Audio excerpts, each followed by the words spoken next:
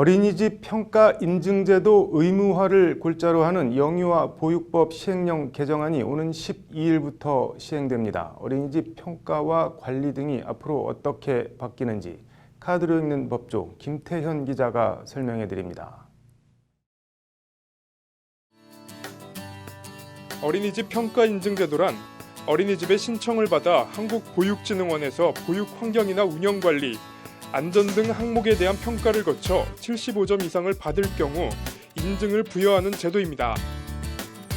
지난 2005년 처음 시범 실시된 뒤 2006년부터 본격적으로 시행됐습니다. 처음엔 평가만 하고 결과를 공표하지 않다가 2009년 3월부터는 인증 여부를 임신육아 포털에 공개하고 있습니다. 몇 차례 변화를 거쳐 현재는 인증, 미인증만 공개하고 A, B, C, D 어떤 등급을 받았는지는 공개하지 않고 있습니다.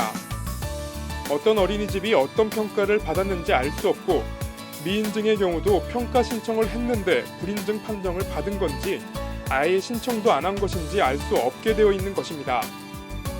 공개 방식도 문제지만 어린이집 평가가 의무가 아니라 어린이집의 신청에 따라 이뤄진다는 것도 큰 문제로 지적되고 있습니다. 등급이 잘 안 나올 것 같으면 아예 어린이집 평가 자체를 신청하지 않는 평가 사각지대가 발생하고 있는 겁니다. 그 이면엔 평가에서 안 좋은 등급이 나와 불인증을 받거나 아예 어린이집 평가 자체를 신청하지 않아도 보조금이나 지원금 삭감 등 별다른 불이익이 없기 때문입니다.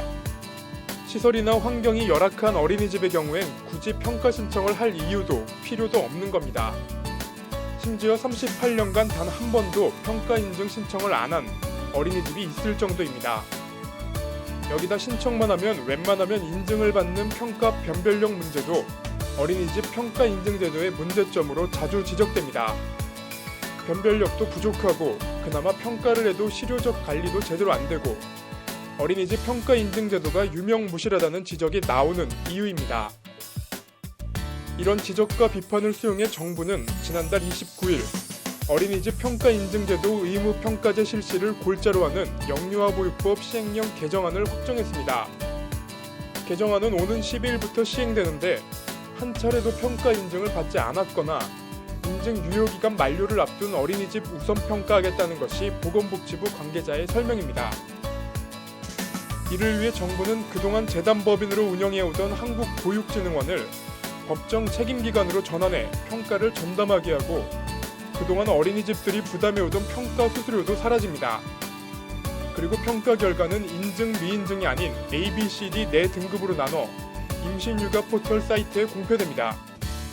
보내기 전까지 알 수 없는 깜깜이 어린이집 정보를 A에서 D까지 일목요연하게 한눈에 알아볼 수 있도록 하자는 취지입니다.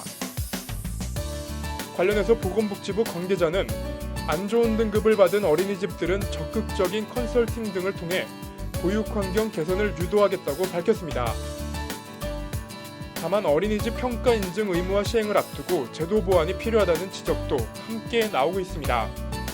평가 인증의 유의미한 지표가 반영되지 못하고 있다는 지적이 있기 때문에 이를 보완해 실효적인 평가가 이뤄질 수 있도록 해야 한다는 게 어린이집 평가 인증제도 문제에 관심이 많은 윤소아 정의당 의원의 말입니다.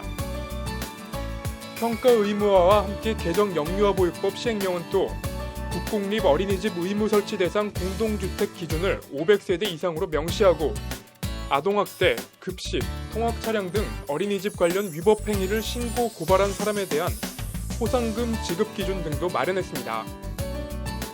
보육은 영유아의 이익을 최우선적으로 고려하여 영유아가 안전하고 쾌적한 환경에서 건강하게 성장할 수 있도록 하여야 한다. 우리 영유아보육법 제3조에서 천명하고 있는 영유아 보육 이념입니다. 이번 영유아보육법 시행령 개정안이 엄마 아빠들이 마음 놓고 아이들을 어린이집에 보낼 수 있는 계기가 될 수 있을지 주목됩니다. 법률방송 카드로 읽는 법조 김태현입니다.